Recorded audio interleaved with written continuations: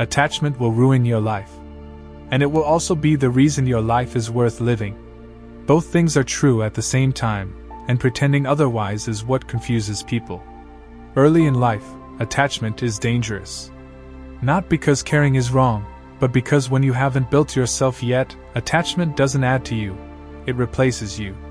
You start measuring your value through other people's reactions. Their attention becomes your reassurance.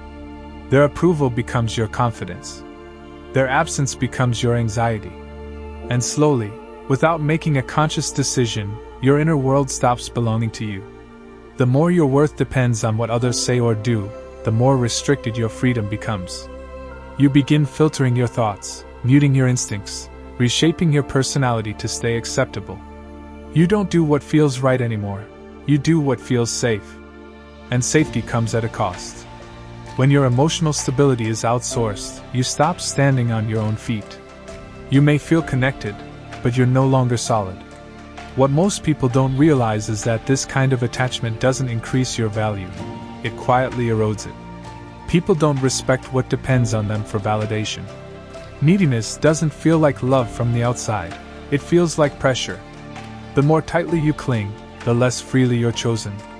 And this is how attachment, when it's premature or unconscious, slowly drains both your power and your presence. At the same time, detachment isn't the answer.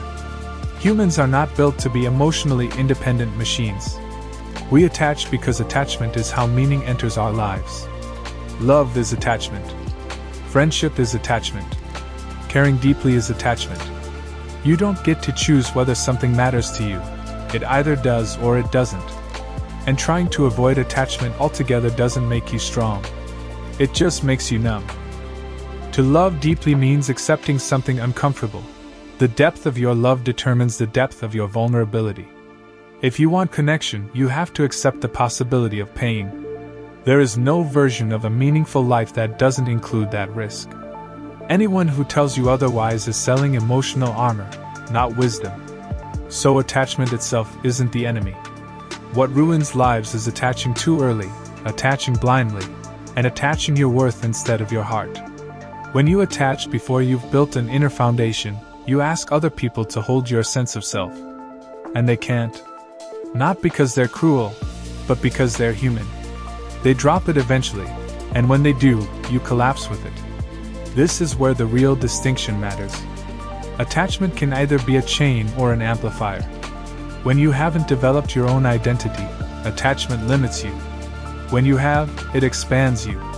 The difference isn't in how much you care, it's in whether your life stands on its own without external reinforcement. There is a version of attachment that doesn't shrink you.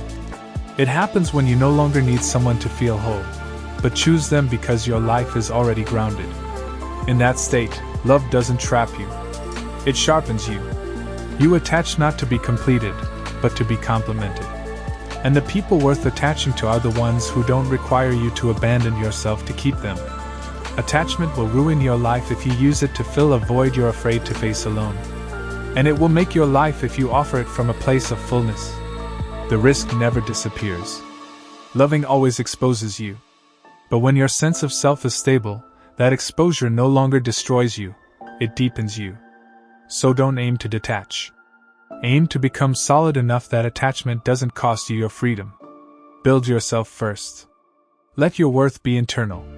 Then attach, carefully, consciously, and without self-betrayal. Because attachment isn't weakness. Losing yourself inside it is.